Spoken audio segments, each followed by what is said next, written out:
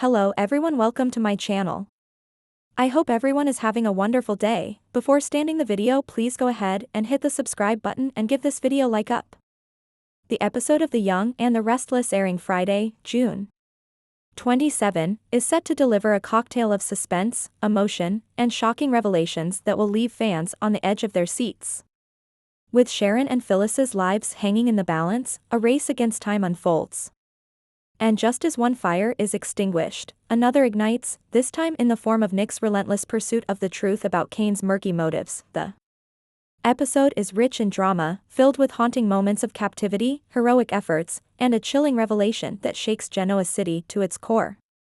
From redemption arcs to secret agendas, this Friday's installment is one that longtime viewers won't forget. Buckle up, because The Young and the Restless is about to take you on one hell of an emotional ride. Sharon and Phyllis, the Dungeon of Despair opening scene, dim light, dying hope. The episode opens in the dim, claustrophobic basement of an abandoned warehouse where Sharon and Phyllis have been held captive for days. Both women are bruised but unbroken. Sharon clings to hope, whispering to herself that Nick will find them. Phyllis, on the other hand, veils her fear behind a sarcastic front, insisting that redheads don't die in dungeons. We write bestsellers about them. Their captor, whose face remains hidden, drops in with one final warning: no one's coming. You're both just collateral damage in a war that's already been lost. Phyllis's bold move. Unwilling to play the victim, Phyllis uses her lipstick, yes, classic Phyllis, to draw a hidden message on a shard of metal. She instructs Sharon to slip it through a crack in the wall when their captor leaves. If we're going to die, we die fighting, she tells Sharon, who nods through her tears. Nick's gut instincts. The rescue mission begins. Nick follows his heart back in Genoa City. Nick has been scouring every inch of evidence he can find. He's sleepless, obsessed, and haunted by the last time he saw Sharon. When Victor urges him to let the professionals handle it, Nick fires back: the police don't know these women like I do. I feel them. I know they're alive. Then, breakthrough. A local courier found a shard of metal near the docks, with the faint imprint of lipstick. A forensic rush confirms it matches Phyllis's brand. Nick springs into action, teaming up with Chancellor and his old contact from the GCPD. The warehouse showdown. Armed and ready, the team storms the warehouse in a heart-pounding sequence. Inside, Sharon and Phyllis hear the distant sound of boots and a familiar voice shouting, "Sharon." Phyllis. Phyllis yells back, "We're here, handsome. But maybe hurry up before our captor decides to get creative again." A shootout ensues. Sharon and Phyllis are unharmed but visibly shaken. Nick runs to Sharon, lifting her into his arms. She breaks down. "I knew you'd come," she whispers. Meanwhile, Phyllis offers a dry chuckle. "You better not have ruined my lipstick. That thing saved our lives." Kane's curtain falls. The secret agenda. Nick smells something foul after the rescue. Nick's attention turns to Kane. Something doesn't add up. Why was Kane near the dock days before Sharon and Phyllis went missing? Why is he suddenly so interested in Sharon's therapy business?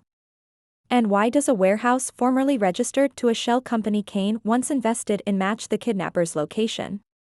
Nick confronts Kane. Nick sets a trap. He invites Kane to Crimson Lights for a chat. Over coffee, Nick asks vague questions, watching Kane's every move.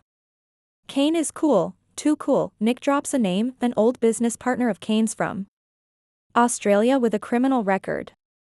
For the first time, Kane's smile falters. "What are you digging at, Nick?" Kane asks. Nick leans forward. "Just the truth. Something tells me you've been doing more than property flipping these days." Flashback sequence reveals the truth. In a haunting flashback, viewers are shown a hidden piece of Kane's past. A shady deal gone wrong, and a debt to a man named Dalton Rourke, a name that ties directly to the warehouse where Sharon and Phyllis were held. Kane didn't kidnap anyone. But he did supply the warehouse under pressure. And now he's covering it up to avoid being linked to Rourke again. Sharon's emotional fallout, trauma and trust. Home but not whole. Back at home, Sharon is safe, but shaken.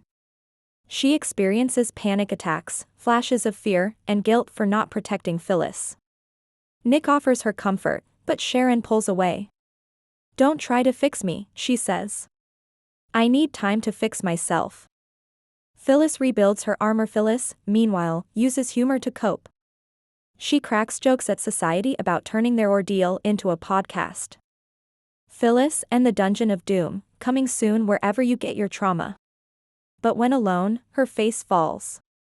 She touches her bruised wrist, and for a split second, lets herself cry. The road ahead, new threats and new alliances. Nick and Adam form an uneasy alliance. Nick knows the investigation isn't over. Dalton Rourke is still out there, and Kane's silence could cost more lives. Unexpectedly, Adam offers to help. "Let's say I owe Sharon one," he says.